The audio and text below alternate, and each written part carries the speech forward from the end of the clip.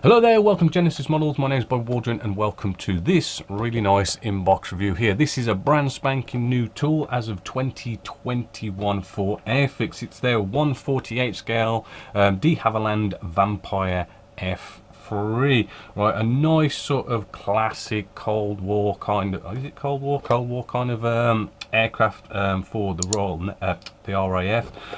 In here, looking at the box art, it looks like we have like a nice 3 sets of markings in there. But let's open it up and see what it's all about.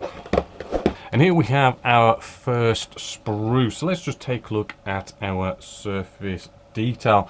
Surface detail, you know, again, sort of our typical Airfix kind of surface detail that you know, it is sharp, it is crisp, you know, it is consistent throughout, right, but maybe a little bit sort of, you know, should we say a bit above its scale. They're a little bit big, but not too bad. Right, we flip this over. We do have some sort of nice sort of rib detail where wheel wells and I'm assuming where flaps would go, just here. So nice bits of detail there. This kit, by the way, RRP is about £30.75. So actually not quite bad. It won't be in the Genesis Models store until the new store goes up on the 13th of December, by the way. Looking at the bottom part of our fuselage and wing section, again, we've got that same sort of detail, although I am noticing some really nice, really fine rivets. I wonder if Airfix has been taking note.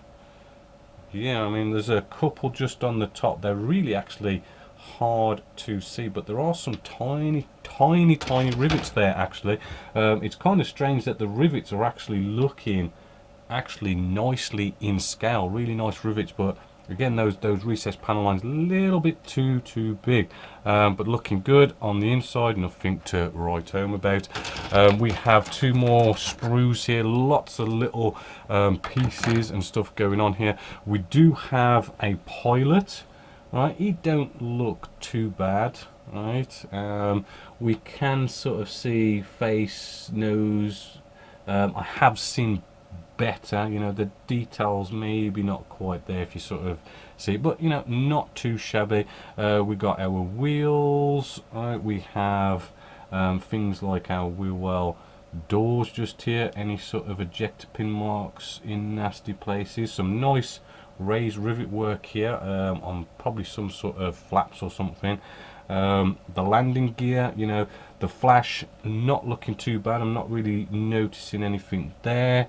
Again, ejector pin marks looking good. Alright, so lots of nice little pieces there.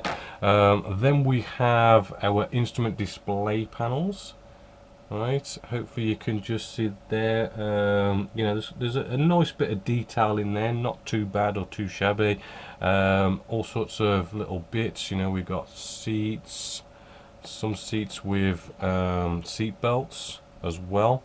We have things like fuel tanks and stuff, looking pretty good.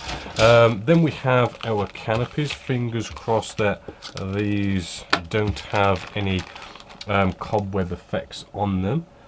Quick sort of first glance, they're looking really nice and shiny. Alright, as you can see just there, but if I just put it up to the light, I can see a little bit more clearly. Is that a hair?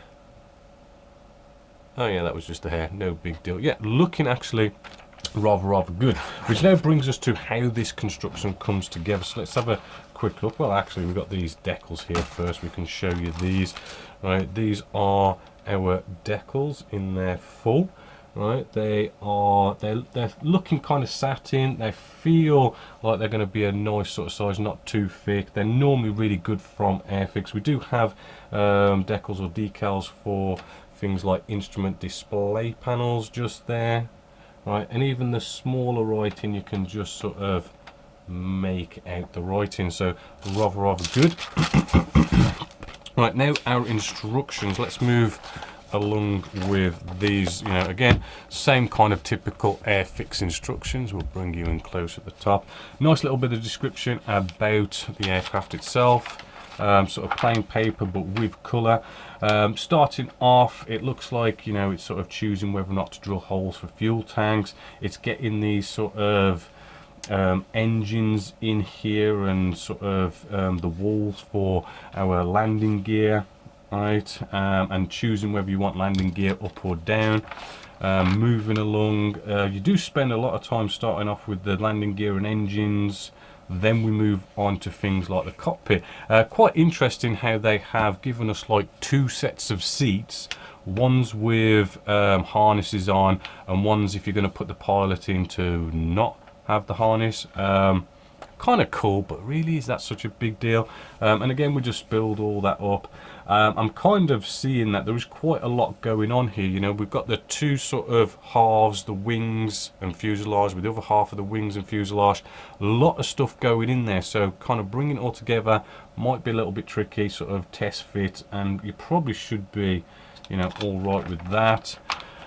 Doing the tail sections. Right, kind of funky the way this aircraft is, a bit different. Moving along, yeah, looks like we can have all sorts of things maybe sort of in different positions, you know, and if you can't, it does look like you can sort of move them as well. So things like flaps and stuff, you know, having those different positions, always a good one. As you say, landing gear up and down. I'm not really seeing anything too tricky or too complicated. It does look like it will get you there with the instructions. And then we have like canopy open or closed, and that's that. Then we move on to some of our markings. What do we have here? Right, I think we should have about 3 sets of markings. Here's the first one, which is quite nice. It's of the Canadian Air Force. Quite a nice colourful one there. I do believe it's going to be like a natural metal finish as well. Flip this over, we've got a nice RAF one, again sort of nice colourful patterns in a natural metal finish. And then finally the third one, what do we have here? Who is this? A Norway, right? We've got a nice Norway one here again, natural metal finish.